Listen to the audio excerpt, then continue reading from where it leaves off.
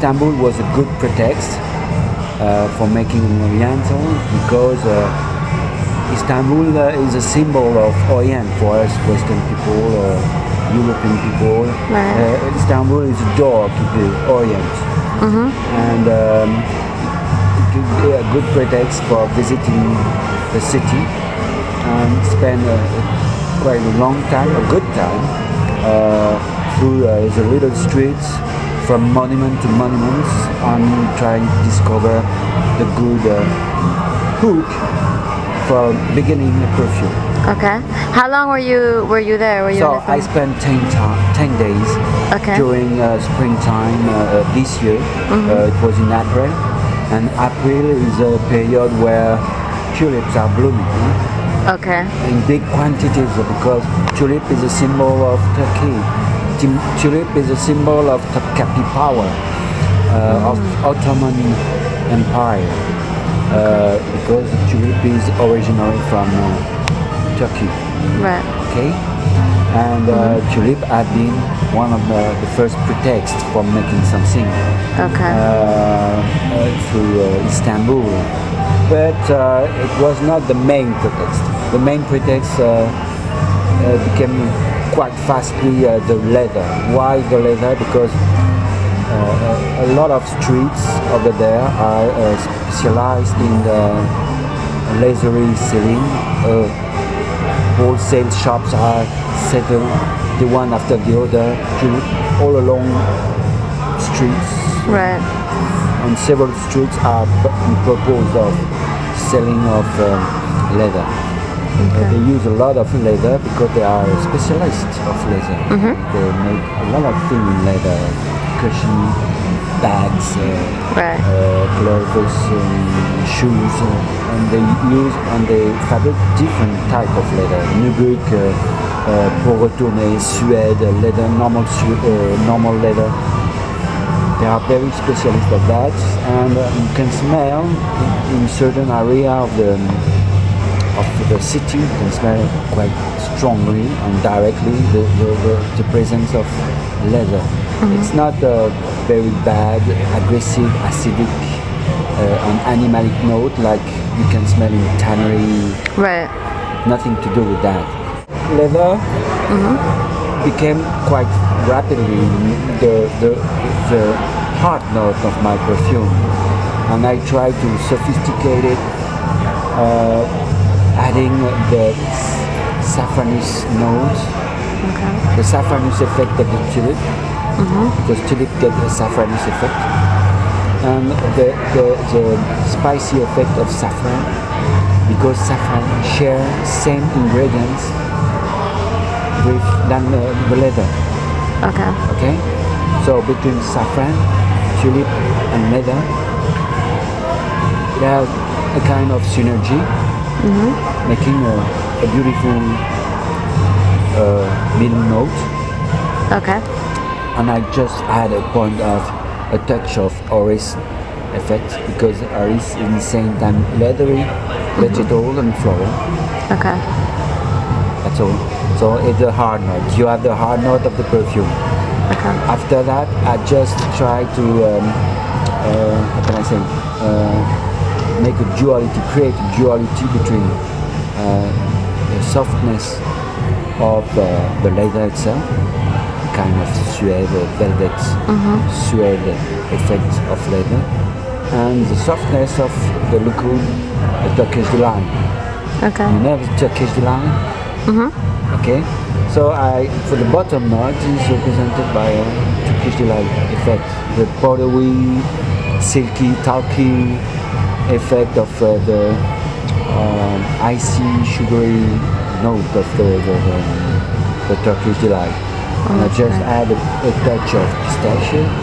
Pistachio? Yeah, Okay. because they eat a lot of pistachio, Turkish delight, and rose Turkish delight. Oh, really? So Okay. you have the rose effect, the pistachio effect, and at the same time the powdery notes. Okay. Made of vanilla, of course, and musk. A lot of musk, which reinforce the powdery effect of the Turkish delight presence. Okay. That's the bottom note.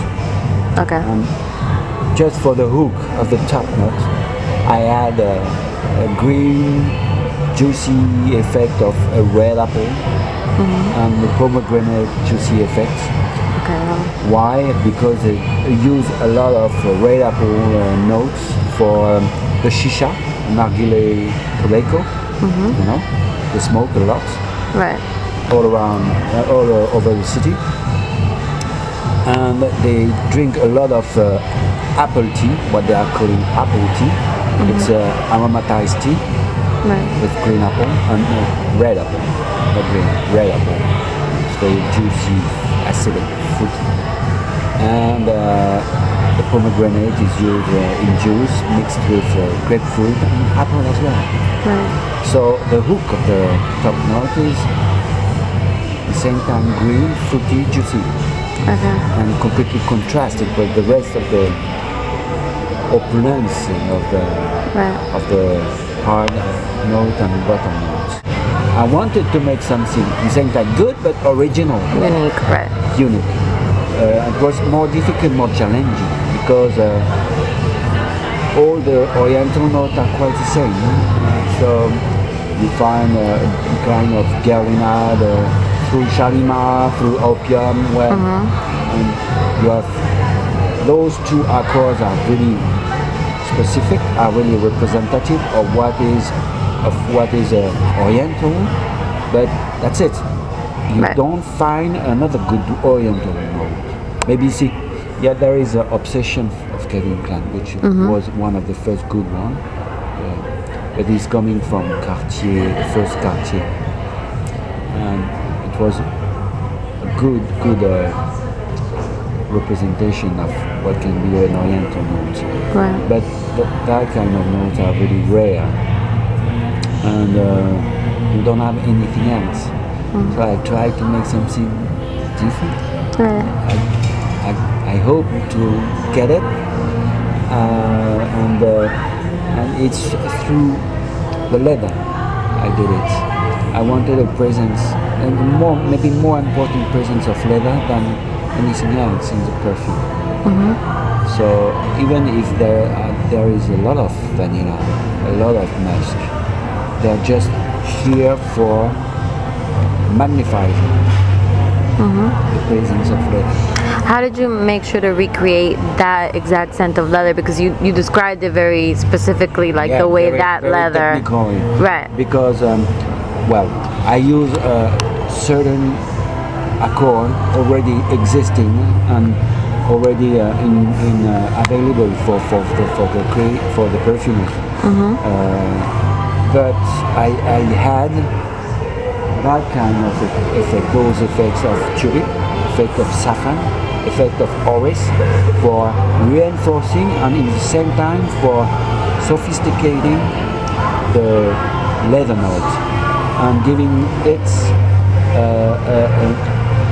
softness, a velvet effect of suede, you know.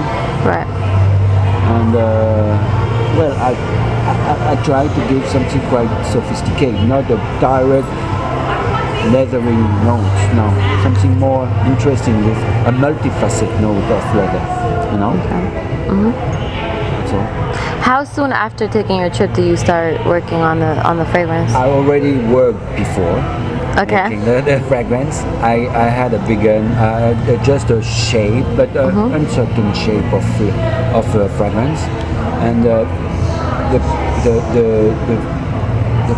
purpose of my visit in Istanbul was to get the real hook and the real idea of the fragrance, and leather become the first good idea, and Luku become the second one, and they gave the shape, the real shape of the fragrance.